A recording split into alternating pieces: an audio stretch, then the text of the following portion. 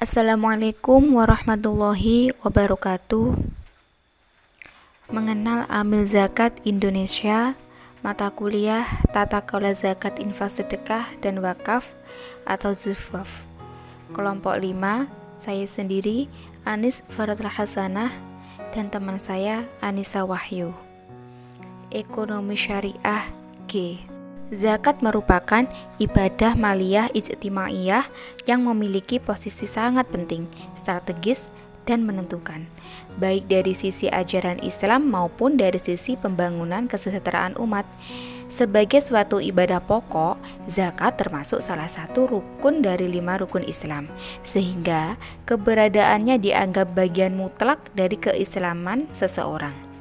Dalam pelaksanaannya, zakat melibatkan sejumlah kegiatan yang berkaitan dengan pengelolaan harta benda, mulai dari pengumpulan, pendistribusian, pengawasan, pengadministrasian, dan pertanggungjawaban harta zakat.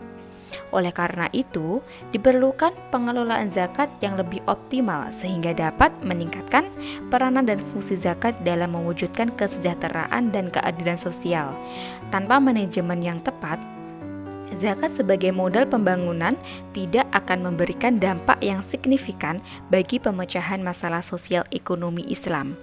Indonesia sebagai negara berpenduduk muslim terbesar di Indonesia, maksudnya di dunia, tentunya memiliki potensi zakat yang luar biasa yang akan dapat menjadi sebuah kekuatan pemberdayaan ekonomi, pemerataan pendapatan, dan sekaligus juga akan meningkatkan perekonomian rakyat di Indonesia.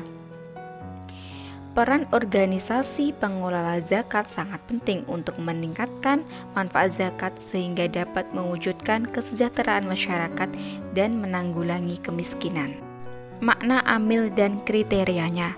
Amil adalah orang atau sekelompok orang atau intuisi yang bertugas mengumpulkan, mendistribusikan, dan mendayagunakan zakat. Sementara di Undang-Undang Nomor 23 Tahun 2011 itu tentang pengelolaan zakat tidak secara spesifik menyebutkan definisi dari amil. Namun, dalam pasal 38 undang-undang tersebut dinyatakan secara tegas jika setiap orang dilarang dengan sengaja bertindak selaku amil zakat yang melakukan pengumpulan, pendistribusian, atau pendayagunaan zakat tanpa izin pejabat yang berwenang. Di antara ahli fikih seperti Abu Bakar Al-Husaini, ia memberikan definisi amal zakat, yaitu orang yang ditugasi oleh imam atau pemimpin untuk menghimpun zakat dan menyalurkan kepada yang berhak menerima sebagaimana yang diperintahkan oleh Allah Subhanahu wa ta'ala.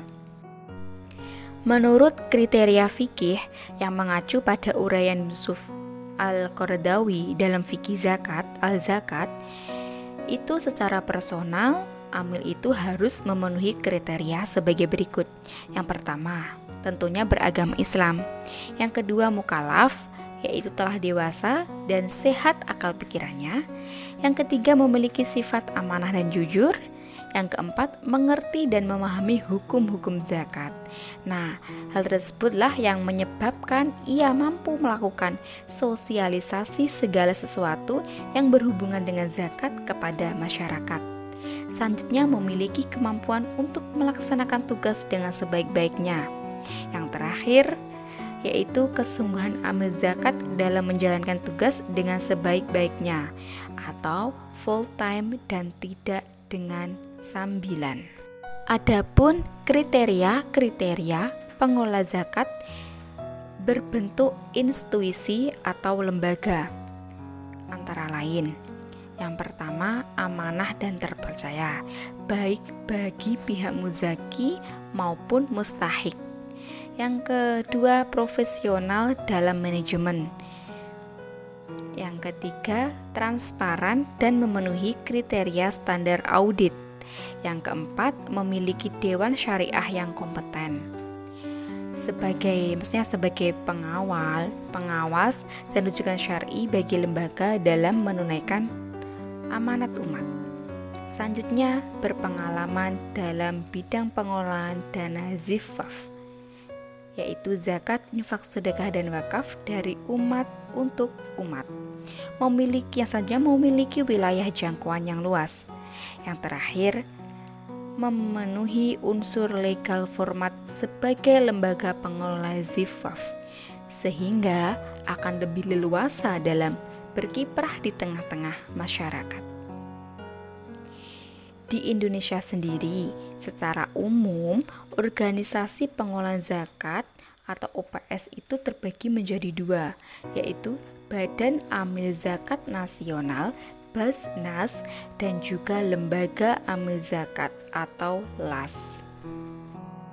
Macam-macam amil zakat. Di Indonesia, amil yang mengurusi zakat dibagi menjadi dua. Yang pertama yaitu ada Badan Amil Zakat Nasional atau Basnas. Menurut Undang-Undang Nomor 23 Tahun 2011 Pasal 1, disebutkan bahwa Badan Amil Zakat Nasional yang selanjutnya disebut dengan Basnas merupakan lembaga yang melakukan pengelolaan zakat secara nasional. Basnas merupakan badan resmi yang dibentuk oleh pemerintah berdasarkan keputusan Presiden Republik Indonesia Nomor 8 Tahun 2011 yang memiliki tugas dan fungsi menghimpun dana, menyalurkan zakat, infak, dan sedekah di tingkat nasional. Keberadaan Basnas semakin diakui setelah terbitnya Undang-Undang Nomor 23 Tahun 2011 tentang pengelolaan zakat. Berdasarkan undang-undang tersebut, Basnas diposisikan sebagai lembaga pemerintah non-struktural yang bersifat mandiri dan bertanggung jawab kepada Presiden melalui Menteri Agama. Yang selanjutnya yaitu ada Lembaga Amil Zakat atau LAS.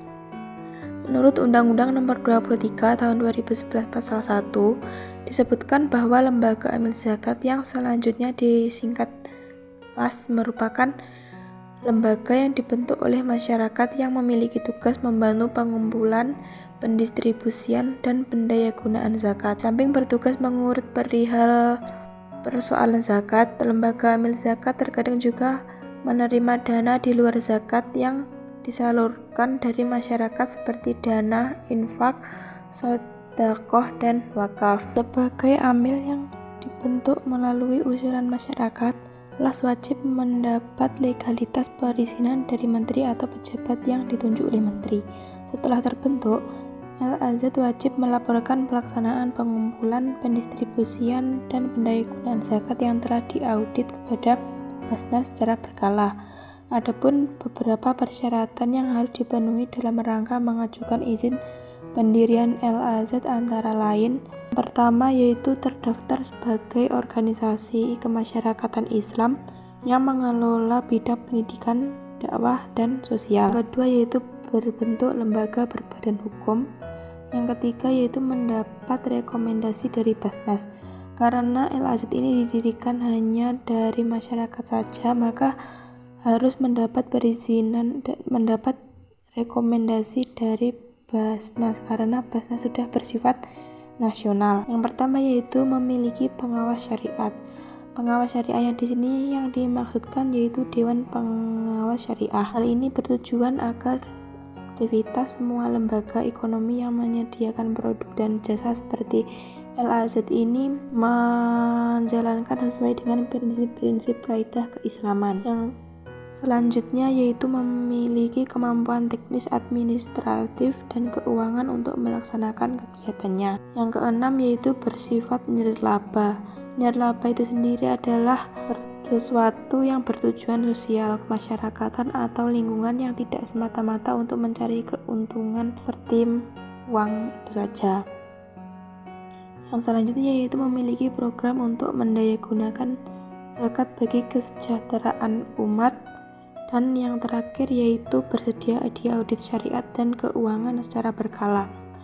Diaudit syariah di sini yang dimaksudkan yaitu untuk melihat dan mengawasi, mengontrol, dan melaporkan transaksi itu sudah sesuai aturan dan hukum Islam yang bermanfaat, benar, tepat waktu, dan laporan yang adil untuk pengambilan keputusan. Selanjutnya yaitu hak amil. Berdasarkan ketentuan yang dimuat dalam Undang-Undang Nomor 23 Tahun 2011, hak amil adalah bagian tertentu dari zakat yang dapat dimanfaatkan untuk biaya operasional dalam pengelolaan zakat sesuai syariat Islam.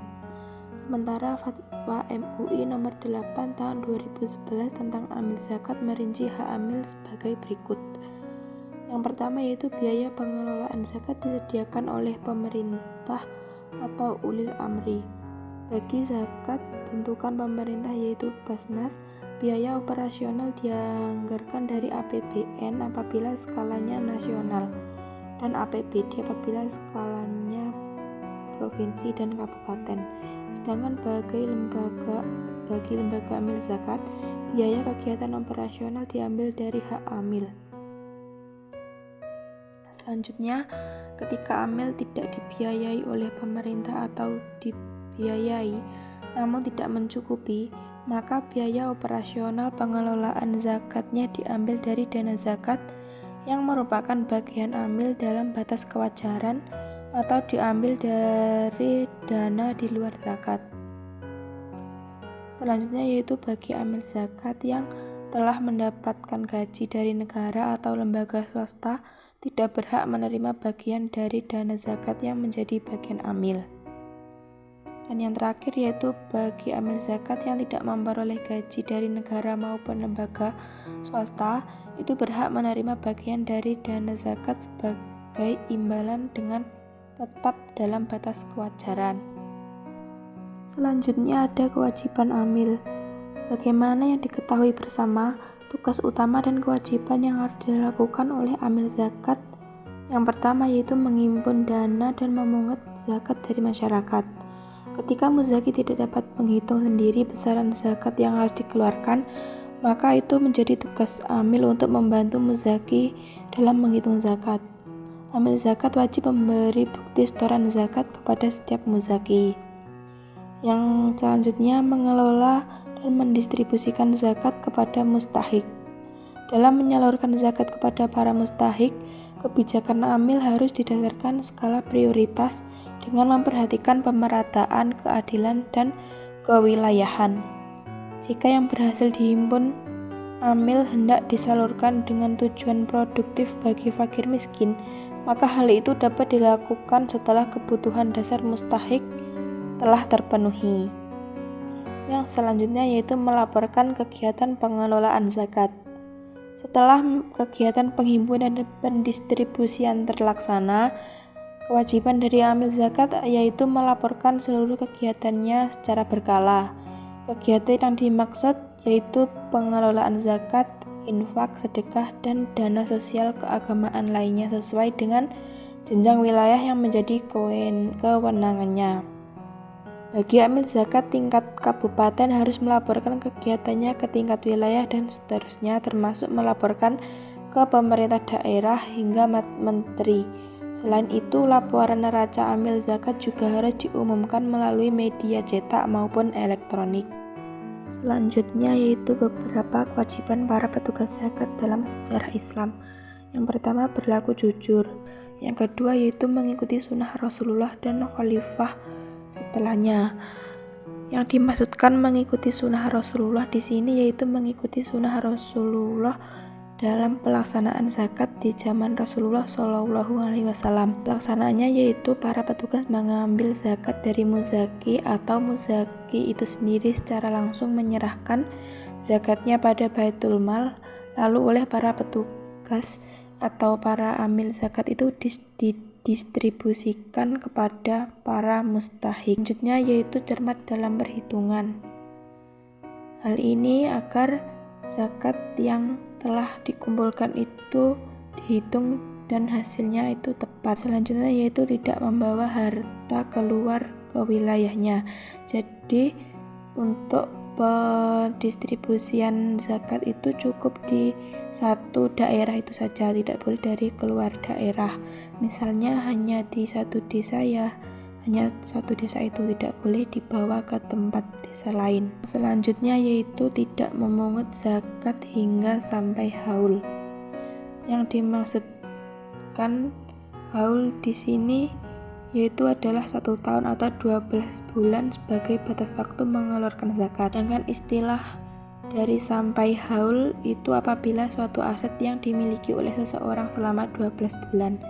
Kriteria haul tersebut berlaku dalam zakat aset perdagangan dan hewan, di mana wajib zakat apabila telah dimiliki itu 12 bulan. Selanjutnya yaitu tidak mencampuri harta pajak dan harta zakat.